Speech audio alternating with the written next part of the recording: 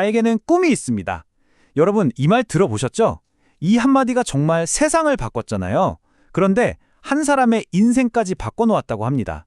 오늘 우리가 나눠볼 이야기가 바로 이 꿈에 관한 거예요. 네, 바로 1963년에 마틴 루터킹 목사가 외쳤던 그 유명한 연설의 한 구절이죠. 그리고 이 연설이 바다 건너 한국에 있던 한 정신과 의사, 바로 이우경 박사님의 마음에 아주 큰 울림을 줬다고 합니다. 아, 나도 내 꿈을 저렇게 명확하게 정해야겠다. 이렇게 결심하게 된 거죠. 자, 그럼 지금부터 그의 인생을 바꾼 3가지 꿈 속으로 한번 같이 들어가 볼까요? 박사님의 첫 번째 꿈은요, 바로 직업에 관한 거였어요. 그냥 돈만 버는 회사가 아니라 뭐랄까, 영혼이 있는 그런 회사를 만들고 싶다는 꿈이었죠. 자, 이 타임라인 좀 보세요. 정말 흥미롭지 않나요? 무려 17년 동안 정신과 의사로 일하셨는데 45세 갑자기 MBA에 들어가세요. 그리고 2년 뒤에는 회사를 차리시죠.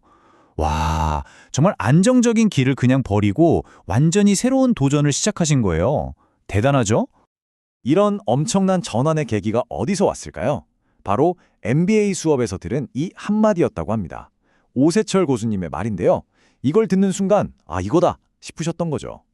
정신의 학이랑 사회과학을 딱 연결하면 사람과 조직을 함께 도울 수 있겠구나 하는 확신이 들었던 겁니다. 재밌는 건요, 그때 썼던 학기말 보고서가 그대로 사업계획서가 됐다는 거예요. 핵심 사명은 사랑, 평화, 그리고 기쁨.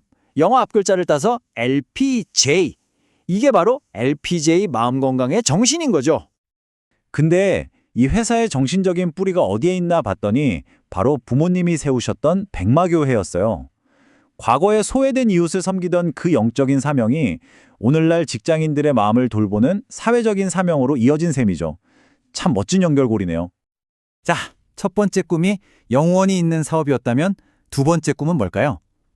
이건 개인의 정체성에 관한 거예요. 그러니까 한 가지 전문가도만 살지 않겠다는 거죠. 이 꿈은 어디서부터 시작됐을까요? 놀랍게도 그 시작은 어린 시절에 봤던 영화 2편이었습니다. 첫 번째 영화는 바로 마이웨이였어요. 영화 속에서 마라톤을 완주하는 주인공을 보면서 이 말을 가슴 깊이 새겼다고 합니다. 절대 포기하지 않는 끈기, 이걸 배운 거죠. 그리고 그에게 영향을 준 두 번째 영화, 이건 뭐 다들 아시는 영화죠. 바로 사운드 오브 뮤직입니다. 여기서도 아주 중요한 교훈을 얻었다고 해요. 주인공 마리아를 보면서 아, 인생은 끈기만으로는 안 되는구나. 때로는 세상과 정면으로 부딪힐 수 있는 엄청난 용기가 필요하구나. 이걸 깨달았다는 겁니다. 그런데 이 복수 전문가의 꿈이 그냥 영화 보고 생긴 건 아니었어요. 그 뒤에는 사실 태어나자마자 세상을 떠난 쌍둥이 동생에 대한 아주 가슴 아픈 가족사가 있었습니다. 그러니까 핵심은 이거예요. 어머니께서 항상 동생 목까지 2배의 삶을 살아라 이렇게 말씀하셨는데 그 소원을 이루기 위해서 의사이자 사회과학자 이렇게 두 분야의 전문가가 되신 겁니다. 꿈을 정말 이룬 거죠. 이제 마지막 세 번째 꿈입니다. 이 꿈은 아마 가장 개인적이고 또 가장 감동적인 이야기일 것 같아요. 바로 가족과의 관계를 회복하고 함께 미래를 만드는 홈커밍에 대한 꿈입니다. 부부가 각자 일에 너무 바쁘게 살다 보니까 어느새 딸이 힘들어하고 있다는 걸 뒤늦게 알게 된 거예요. 아, 이대로는 안 되겠다. 이 문제를 해결하려면 뭔가 계획이 필요하겠다라고 생각하신 거죠. 근데 여기서 접근법이 되게 인상적이에요. 딸한테 공부해라고 다그치는 대신에 이걸 하나의 프로젝트로 만드신 거예요. 먼저 아버지가 직접 리더십 과정을 들으면서 길을 보여주고 그 다음에 딸을 설득해서 같은 길을 걷게 한 거죠. 중요한 건 성적이 아니라 딸의 자신감을 회복하는 거였어요. 그 결과가 어땠을까요?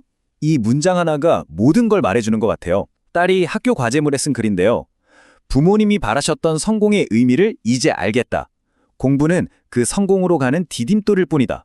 와, 아버지가 전하고 싶었던 메시지를 딸이 완벽하게 이해한 거죠. 그러니까 이 홈커밍이라는 꿈의 최종 목표는 단순히 문제를 해결하는 게 아니었어요. 바로 아내, 그리고 딸과 함께 공동의 비전을 가진 연구소를 세우는 것. 이게 바로 궁극적인 꿈이었던 겁니다. 자, 이렇게 3가지 꿈을 쭉 들어봤는데요. 이 꿈들은 결국 우리에게 인생이란 무엇인가? 라는 질문을 던지는 것 같아요. 이 지점에서 이후경 박사님이 한 제자의 비유를 들어 설명합니다. 스승이 제자에게 물 한 사발만 떠와라는 간단한 임무를 줬는데 제자는 그만 다른 일에 한눈이 팔려서 결혼도 하고 마을도 이루고 수십 년의 세월을 보내버린 거죠.